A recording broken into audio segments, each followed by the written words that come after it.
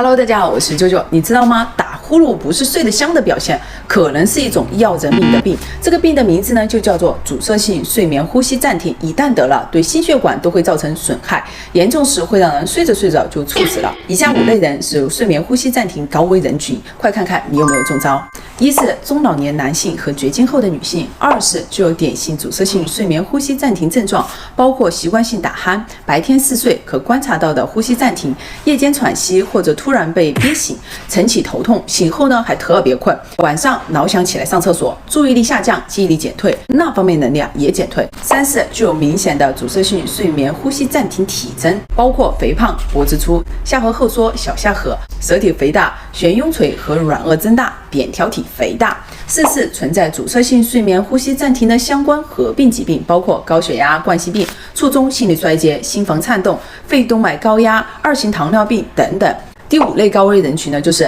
1级亲属当中有阻塞性睡眠呼吸暂停患者的。前不久成年人阻塞性睡眠呼吸暂停高危人群筛查与管理专家共识当中发布了具有以上任何一项及以上的危险因素者，即为阻塞性睡眠呼吸暂停高危人群，需要引起重视，并早点去医院做筛查。